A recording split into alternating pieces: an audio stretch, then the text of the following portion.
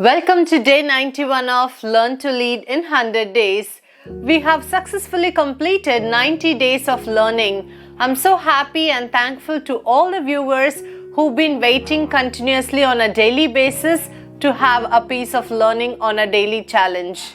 I would be very happy to hear from you. Please do share your experience in the comments below. The main purpose and vision behind this Learn to Lead 100 Days challenge is just to bring in a practice of learning on a daily basis. I want to inspire people and I want someone to say, I did not give up, it is just because of you. Keep training and keep learning until you get it right. We all know the importance of teachers in our life. And next comes the trainers and coaches who plays a vital role in every individual's life. Do not take training as a business opportunity. Take it as a responsibility to enhance other people's life. The mediocre teacher tells, a good teacher explains, a superior teacher demonstrates, and the great teacher inspires. Almost anyone who wanted to become a good trainer has also wondered how to inspire people in order to perform well. And when it comes to delivering a good training program, the qualities of a trainer will be the effective one. Many people think training is as easy as knowing the subject matter and be able to communicate well. But let me tell you something, trainer profession is equal to a mother. They know what to do and when to do. Effective trainers continuously practice and develop their qualities in order to improve their understanding of employers and organizational needs.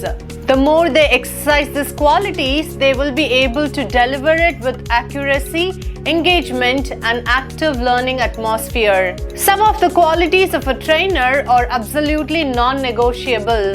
The ability to listen, asking the right question, and understanding the needs of the learner are on the topmost priority. When they are able to identify the needs of the learner, they will be able to devise a curriculum accordingly. Say about, for an example, an active sales team is approaching stating that they would need a product training in order to close the deals in a month.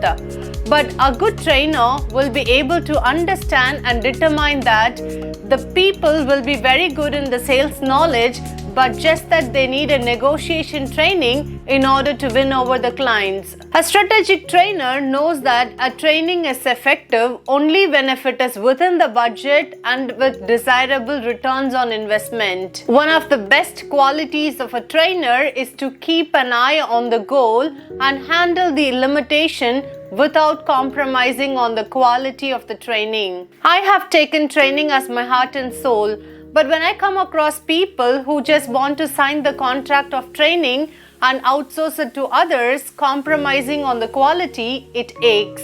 They call it as smart work, but I call it as betrayal of the trust on the young minds. If you are a trainer out there or you want to become a trainer, follow these. Develop clear objectives.